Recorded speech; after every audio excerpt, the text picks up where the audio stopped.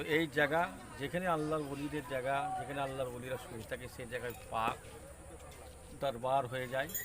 সেই জায়গাগুলো মানুষে, গ্রামের মানুষ, ভক্ত, আশিক সকলেই চাইবে সুন্দর করে এই জিনিসগুলোকে গড়ে তোলার জন্য।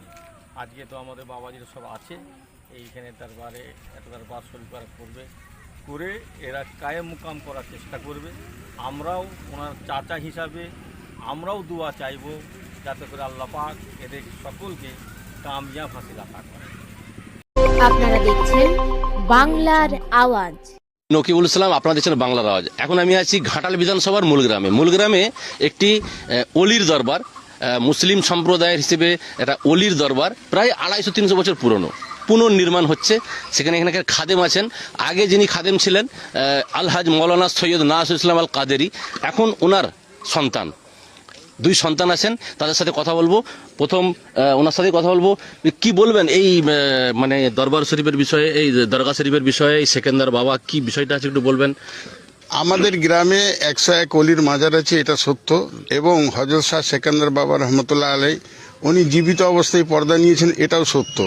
সাথে সাথে আমাদের ফ্যামিলির নিজস্ব একটা গোরস্থান আছে, যেখানে হাফেজ, কারি, আল্লামা অনেক আল্লাহর ওলি আছেন। কিন্তু সেকেন্দার বাবার আমার আব্বা হুজুর এতই ভক্ত ছিলেন যে উনি বলে গেছিলেন যে আমার মৃত্যুর পর ওনার চরণে যেন আমার কবর হয়। সেইভাবে হয়েছে। এখানে বহু জাতিবর্ণ বিশেষে বহু মানুষ আসেন, অনেক আশা আকাঙ্ক্ষা নিয়ে। তাদের আশা আকাঙ্ক্ষা বাৎসরিক একটা অনুষ্ঠান হয় 20 ফাল্গুন। এটা কত বছর চলছে? এটা চলছে প্রায় 60 থেকে 70 বছর চলতেছে, 70 বছর চলে আসতেছে। এখন আপনারা কি করতে চলেছে? এটা যে অনেক বিগ বাজেটের একটা বড় মানে কি আকারে তৈরি করতে যাচ্ছেন, এটাকে কিভাবে দেখছেন? কিভাবে হবে? কিভাবে পয়সা আসবে? কিভাবে এটাকে সম্পূর্ণ করবেন? কি চিন্তা ভাবনা করেছেন? এখানে আমার আব্বা হুজুরের অনেক মুরিদ আছেন এবং এই হযরত শাহ সেকেন্দার বাবার অনেক ভক্ত আছেন। তেনারা সাহায্যের হাত বাড়াচ্ছেন। আর আমি বেশি বেশি করে এই চ্যানেলের মাধ্যমে জানাতে চাই, আপনারা এগিয়ে আসুন, সাহায্য সহযোগিতা করুন। এটা সুন্দরভাবে সাজানো গুছানো একটা দরগা শরীফ। যেমন আপনারা শুনলেন, সকলকে উনি আহ্বান জানিয়েছেন। ইনি হচ্ছেন, আপনার পুরো নামটা বলবেন? আমার নাম হচ্ছে সৈয়দ নবিরুল ইসলাম। ইনি হচ্ছেন এই দরগা শরীফের হযরত মৌলানা সৈয়দ নাসির আল কাদেরি, ওনার পুত্র ইনি আছেন। তার সাথে আরেকজন আছেন, ওনার সাথেও কথা বলবো। কি বলবেন আপনি? আপনি খাদেম, 2 জন আপনারা এখন আছেন। সাধারণ মানুষকে যারা আল্লাহর ওলিদিকে ভালোবাসেন, মহব্বত করেন, তাদেরকে কিভাবে আমন্ত্রিত করবেন, কিভাবে এটা গড়ে উঠবে, কি চিন্তা ভাবনা করেছেন? বিসমিল্লাহির রহমানির রহিম। আলা ইন্না আউলিয়া আল্লাহু লা খাউফুন আলাইহিম ওয়া লা হুম ইয়াহজানুন।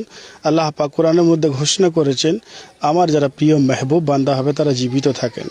তো মেহবুব প্রিয় বান্দা তারাই হয় যারা আল্লাহর ইশকে মোহাব্বতে ফানা থাকে। তো সেই রকমই উনি হযরত শাহ সুফি সৈয়দ সেকেন্দার রহমতুল্লাহ আলাই দীর্ঘদিন আমরা বুজুর্গানে দিনেদের মুখ থেকে শুনে এসেছি, গ্রামবাসীর অনেক বুজুর্গদের মুখ থেকে শুনে এসেছি এবং আব্বা হুজুর খেদমতে ছিলেন লাস্ট, সেখানেও আমরা শুনেছি, আব্বা হুজুরের কাছে শিক্ষা পেয়েছি যে ইনি হচ্ছেন জীবিত আল্লাহর ওলি। জিন্দা অবস্থায় উনি চলে গিয়েছিলেন ছিল্লাতে 41 দিনের জন্য এবং 41 দিন পর তিনি বলেছিলেন যে আমি আর কোনোদিন ফিরে আসবো না। তো একটা ইতিহাস, বহু বড় কাহিনী আছে এনার। আপনারা সকলে আসুন, দেখতে পাবেন, বুঝতে পারবেন। কারণ এখানে জাতি ধর্ম বর্ণ নির্বিশেষে সকলেই আসছেন, হিন্দু মুসলিম কোনো এখানে ধর্ম বিষয় নেই। যে যা মনের আশা ও আকাঙ্ক্ষা নিয়ে নিয়ত নিয়ে আসে, মনের উদ্দেশ্য নিয়ে আসে এই দরবারেতে, প্রত্যেককেই উনি উনার দোয়ার ওসিলায় আল্লাহ পাকের কাছে সুপারিশ করিয়ে দেন এবং তাদের প্রত্যেকের মনের নেক আশাকে আল্লাহ কবুল করেন এবং যে যা নেক উদ্দেশ্য নিয়ে আসে সফল হয়। তার মানে এই যা ওই জন্যই নির্মাণ করা হচ্ছে যেন মানুষ এবার হ্যাঁ, বহু লোক আসতেছে, এমন পর্যায়ে ছিল। আপনারা এই যে ভিজুয়ালটা দেখুন লক্ষ্য করে, ভিডিওটা দেখাবার ক্যামেরাম্যানকে একটু দেখাতে বলবো, সাইড দিন। এই ভিডিওটা তৈরি নির্মাণ হচ্ছে, একটু দেখান। দেখতে পাচ্ছেন এখন বর্তমানে রেডি হয়েছে।